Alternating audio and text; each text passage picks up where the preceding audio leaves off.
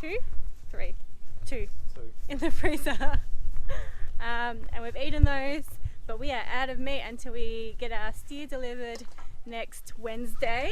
So our neighbours butchered one of their steers and they've gone halves with us. They can't eat a whole cow in a year, and we can't either, especially because we have lamb, chicken and pork going into the freezer soon too.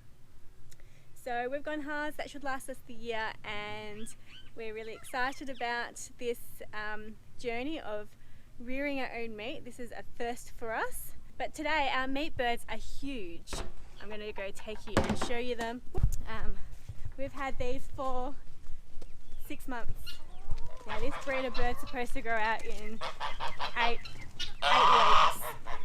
But because we weren't feeding them feed full of hormones, they took much longer to grow, and they're really delicious. They're full of flavour, they're not tough, they're not really dark, they're just perfect. I really enjoyed them. I was worried they were going to be really strong in flavour and really tough, but they're not. So these guys have their last few hours on the farm. They're nice and big. And then we've decided to keep these 3 because they've started to lay eggs. So we're going to incubate our own meat birds, which I'm super excited about. We didn't think that they could get to this stage. Obviously they can lay eggs, but when you feed them really fast and they grow really quick, they can sometimes lose the ability to walk, and they can look quite ill, and you know, they struggle to move around, etc.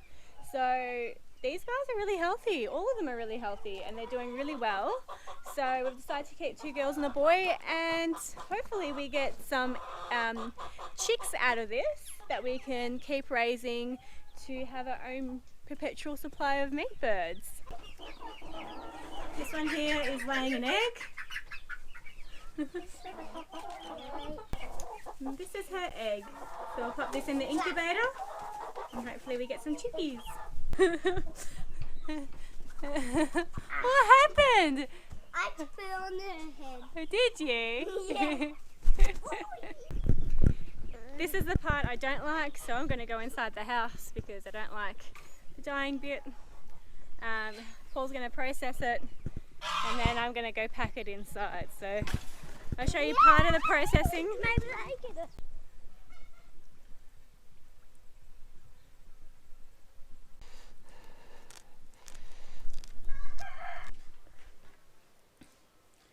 Just plucking out the rest of the feathers.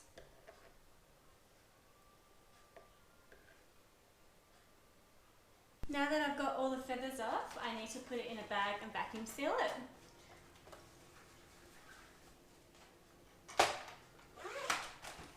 You don't need a vacuum sealer to be processing chickens. This is just my preference because we do quite a lot of meat at once. We've got half a steer going in on Wednesday, and then I've got 4 lambs and a pig going in a few weeks' time. So I just like to pack it in vacuum sealed bags because I feel that prevents freezer burn, which is what's going to damage your meat the quickest in the freezer. So this is just my preference. You do not need to do this.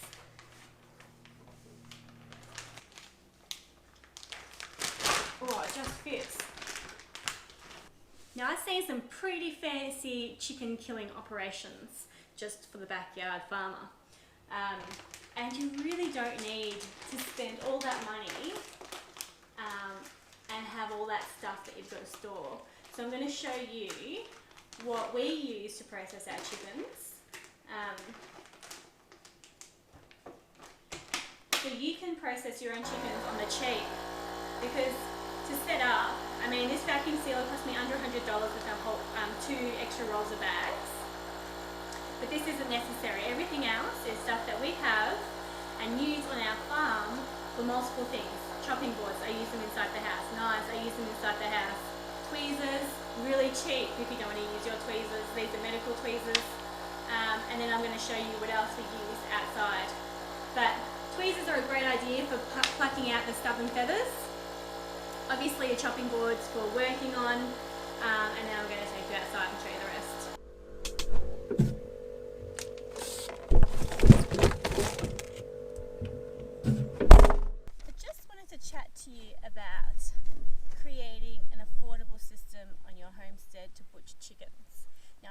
watching a very large YouTube channel with over 400,000 subscribers, and this YouTuber advocates for this whole list of stuff that he uses to butcher chickens. And I added it all up and it came to $3,619.13, excluding shipping. And I think that's just ridiculous. If you're just doing 50 to 100 chickens a year, that is a lot of money to be spending on equipment that you're only using several times a year and that you need to then store for when you do this again. So some of the things that this person suggested was poultry transport cages, restraining cones, deboning knives, chef knife, knife sharpening kits, honing tools, pruning shears, waterproof aprons, boots, buckets, electric scalders, liquid soap, thermometers, scalding poker, extension cords, power boards, a drum plucker, a large cooking pot, drinking safe water hose, mobile butchering table, two-person butchering table, stainless steel bowl, coolers, transport racks, vacuum sealer, and a scale. And personally I feel some of that stuff is unnecessary, so I'm going to go through how we did it, or what we used to do it. So out here we have one of these camping stoves. These are about $10, and the cartridges that you put in, I don't know if I'm going to be able to open it. You can get a pack of 4 for $10 as well. Now you don't have to get one of these, you can use the propane one if you want, but anything you've got at home that you could use or buy cheaply would do. This is Paul's beer making thermometer. Do you remember how much this was? About $20 or $30, just to make sure your water's at the right temperature. Another chopping block, a knife. You also need a hose so you can wash and rinse your chickens out. And whenever you feel more comfortable in for killing the chicken, I'm not going to show you the butchering block because that's pretty gruesome, but Paul uses an axe. Tomahawk. You could use a knife. You don't need a killing cone. You just lay them down, that calms them down, you stretch the neck out and you chop it off. Do you find that they get flustered when you lie them down? No, they stay dead still.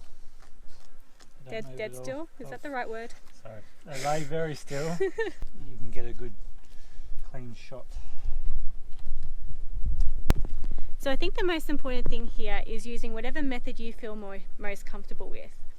But what I'm trying to say is you don't need to go out and spend money on killing cones and feather plucking machines when you can do it by hand, or big fancy boiling pots and fancy chilling machines. You just need a couple of buckets with cold water, you just need a table to do it on, you use your hands, you use your knives that you've already got and your chopping boards, and the only things you really need to invest in if you don't have them already is a thermometer and some sort of stove to heat up the water. So just wanted to add that the killing cone basically holds the chicken in place, so they're not going to have that aftershock flap that kind of happens. There is an old wives' tale that says if you cut a chicken's head off that they'll run around the yard. For how long? For a minute or so until all the blood's gone. So if you're going to do it without a killing cone, just be aware that you need to hold them down and hold their wings and hold them still, otherwise you may have some reflexes after their head's off. And our system cost us $191.44, including the vacuum sealer, which I mentioned isn't necessary if you're only doing 10 to 20 birds at a time. You can just seal them in a freezer bag that doesn't get vacuum sealed and you won't get freezer burn. I've often bought chicken from the store, packaged it up, put it in the freezer and not had any issues. So if you've got a small quantity, you certainly do not need a vacuum sealer. I bought the vacuum sealer because we will be butchering cows, pigs and sheep, and that's a lot of meat, and I want it to last a year without getting freezer burns. So I do have a vacuum sealer, but no, it's not necessary. So I recommend that you get a drinking water hose because you want to make sure the water is portable that you're putting onto your meat. 2 chopping boards, heavy duty, 2.5 centimetres thick, perfect. I got them for $9.90 at Aldi each. A drinking water hose should only cost you $22.90 from Bunnings. A tomahawk or a hatchet, $11 from Bunnings. 2 buckets, we get them for free through Paul's work. I'm sure that if you're a homesteader, you've got buckets. Just use what you got. A pot, again, if you're a homesteader, I'm assuming you've got a large pot, a canning pot, something that you would make large preserves in, and then sterilise your jars in. So I assume you have a pot. If not, go get one. You won't just use it for chickens, you'll use it for a whole host of things. A camping stove, they're $19.95 from Bunnings, and then you can get a 4-pack of gas cartridges, and they're $4.95. A thermometer, a large one that will tell you how hot your water is, because you do need to get it spot on. We did some chickens a few weeks ago, the water wasn't at temperature and we ripped the skin. So you just want to make sure your water's on point. And the thermometers are $17.68 off eBay. A vacuum sealer and bags. Now my vacuum sealer costs $79.99, and the extra roll of plastic was $14.99, but that's not necessary. Now I assume because you're a homesteader you have gumboots, a table, a decent knife, a sharpener or a honer, and some soap. So I haven't included that in my cost. But if you do it a simple way, it will only cost you under $200. That includes the vacuum sealer, and it takes you about 20 minutes per bird. Yes, if you have a plucking machine, it's super quick. But is it worth it, or is it necessary? I don't think so. It's 20 minutes from pen to freezer. And that's 2 people working on it. Now I don't do the in-yard butchering, I don't do the killing or the gutting or the feathering out there, but I'll be inside and I'll be plucking out the remaining feathers, and then I'll seal it up in a bag. But I just feel that if you are a homesteader, you're usually quite frugal,